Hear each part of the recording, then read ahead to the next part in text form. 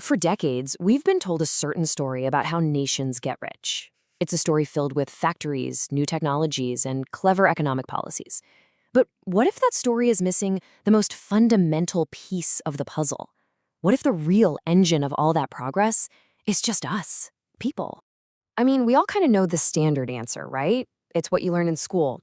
A country builds up its economy, it industrializes, it innovates, and then, as a result of all that wealth, its population changes. People start having fewer kids, they live longer, and society modernizes. It just seems to make sense. But this is where the whole debate gets really, really interesting. On the left, you've got that traditional view we just talked about. Money and tech come first, and population changes follow. But check out the right. A demographer named Tim Dyson completely flips that script. He argues that the demographic transition, that big shift in birth and death rates, isn't the result. It's the cause. It's the very foundation that makes modern development possible in the first place. And that really raises this incredible question, one that's at the heart of all of Dyson's work. What if we've had the cause and effect totally backward this entire time?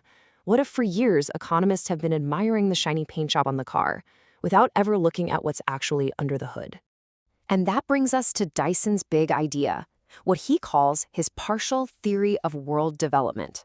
His argument is that population change isn't just some passenger along for the ride of progress. No, it's the engine. It's the thing that's actually driving the car. This quote from Dyson himself just nails it.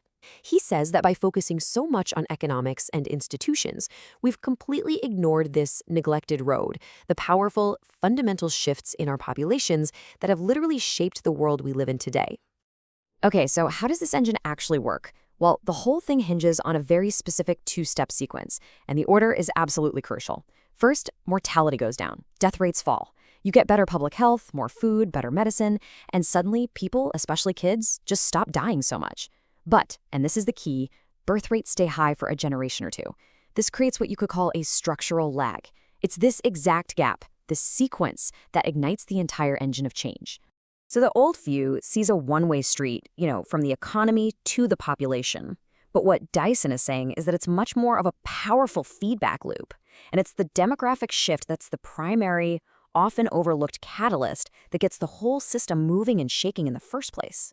All right, so if population change is the engine, how does it actually create economic horsepower?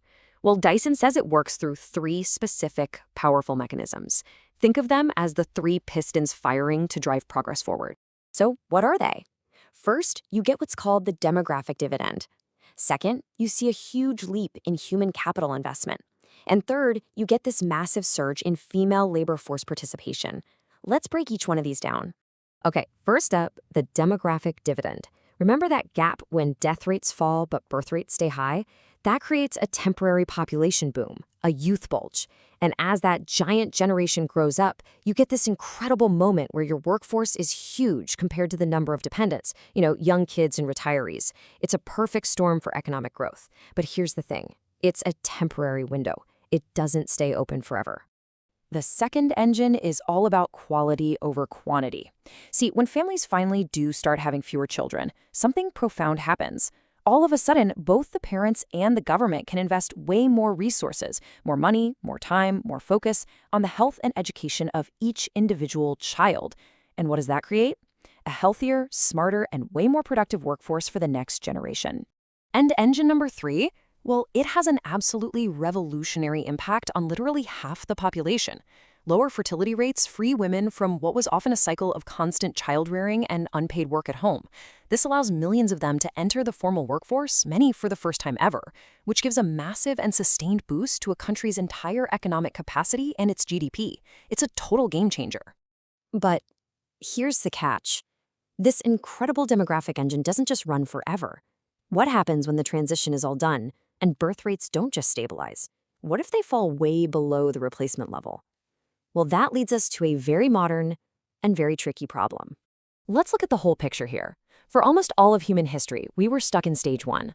The real engine of progress we've been talking about that kicks in hard during stages 2 and 3, most of the developed world today is kind of cruising along in stage 4. But the really critical one for our time is stage 5. This is uncharted territory. It's when the birth rate drops so low that it's actually below the death rate. And that leads to something unprecedented, a naturally shrinking population. countries like Japan and Italy, they're the pioneers on this new, much more difficult road.